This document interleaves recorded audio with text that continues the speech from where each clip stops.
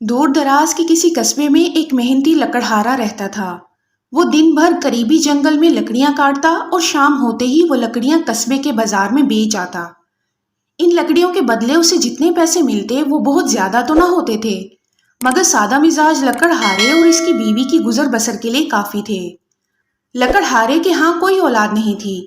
گھر کا سونا پن دور کرنے اور اپنی بیوی کا دل بہلانے کے لیے اس نے ایک طوطا پال رکھا تھا۔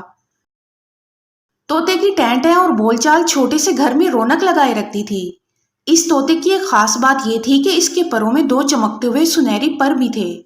ان پروں کی چمک اتنی تھی کہ وہ سونے کے معلوم ہوتے تھے۔ سارے قصبے میں لکڑہارے کے اس طوطے کی دھوم تھی۔ بہت سے لوگوں نے لکڑہارے اور اس کی بیوی سے اس طوطے کو منہ مانگے داموں میں خریدنے کی خواہش کا اظہار کیا، مگر دونوں میاں بیوی اس طوطے کو اپنی اولاد کی طرح پیار کرتے تھے، اس لیے انہوں نے طوطے کو فروخت کرنے سے صاف انکار کر دیا۔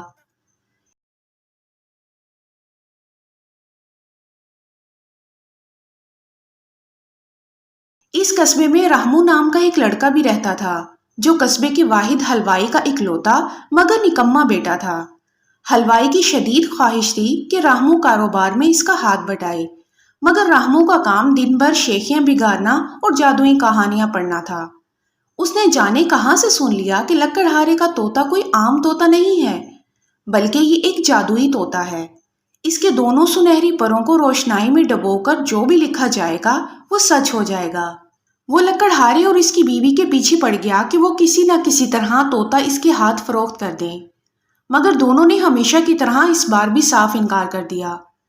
ان کے اس حد درجہ انکار نے رحمو کا شک یقین میں بدل دیا کہ ہو نہ ہو یہ طوطا جادوئی طوطا ہے۔ رحمو طوطا حاصل کرنے کے لیے دن بھر مختلف منصوبے بناتا رہتا تھا۔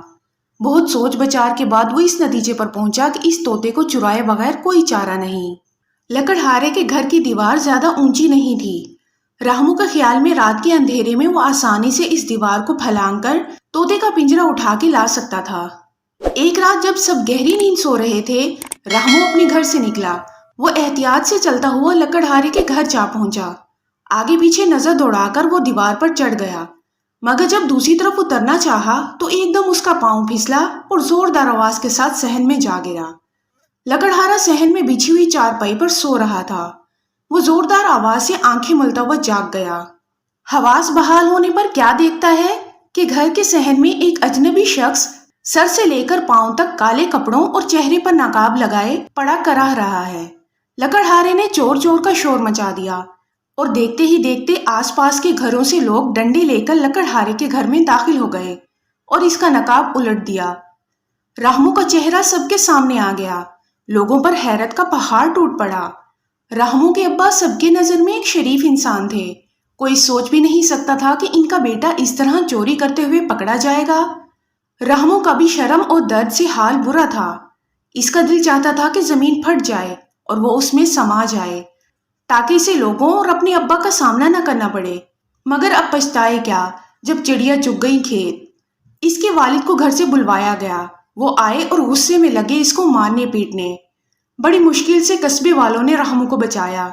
سب اس کی اس گھٹیا حرکت کی وجہ جاننا چاہتے تھے۔ پہلے تو ندامت کے مارے رحمو کی آواز نہ نکلی، مگر جب لوگوں کا دباؤ بڑھا تو ناچار اس نے اپنا منہ کھولا اور اپنی بے وقوفی کا سارا ماجرا قصبے والوں کو سنا ڈالا۔ اس کی بات سن کر کچھ لوگ تو کہکا لگا کر ہنس پڑے اور رحمو کا مذاق اڑانے لگے، جبکہ کچھ لوگ جو اب بھی بھوت پریت اور جادو ٹونے کو حقیقت مانتے تھے وہ اس بات کو آزمانے کا مشورہ دینے لگے۔ لکڑہارا اور اس کی بیوی اس بات کے سختی سے مخالف تھے، کیونکہ اس سے ان کے طوطے کو تکلیف پہنچتی، مگر جب سب کا اصرار بہت بڑھا تو انہیں بھی اجازت دینا پڑی۔ طوطے کی ٹیں ٹیں کی پرواہ نہ کرتے ہوئے اس کے دونوں سنہری پروں کو کتر دیا گیا۔ روشنائی لا کر رحمو کو دی کہ وہ جس طرح چاہے اپنی اور مجمع میں موجود اپنے جیسے دوسرے لوگوں کی تسلی کر لے۔ اس نے ایک چھوٹا سا پرندہ بنایا اور انتظار کرنے لگا کہ کب اس کے بنائے ہوئے پرندے میں جان آئے، مگر کافی دیر بعد بھی اس تصویر میں کسی قسم کے زندگی کے آثار نظر نہ آئے تو رحمو کی پشیمانی اور بھی بڑھ گئی۔ وہ پھوٹ پھوٹ کر روتے ہوئے لکڑہارے کے قدموں میں گر پڑا اور معافی مانگنے لگا۔ لکڑہارے نے اسے اٹھا کر گلے سے لگا کر کہا کہ بیٹا، میری ایک بات ہمیشہ یاد رکھ، اصل جادو انسان کے اندر ہوتا ہے اور وہ ہے محنت کا جادو۔ اپنے بازوؤں کے زور پر حاصل کی گئی دولت چاہے جتنی بھی کم ہو، مگر اس میں برکت اور سکون دنیا کے کسی بھی خزانے سے زیادہ ہوتا ہے۔ لکڑہارے کی باتوں نے رحمو کی آنکھیں کھول دیں۔ وہ آگے بڑھ کر اپنے والد کے گلے لگ گیا اور ان سے معافی مانگ کر اس نے آئندہ ان کا دست و بازو بننے کا عہد کیا اور محنت سے روزی کمانے لگا۔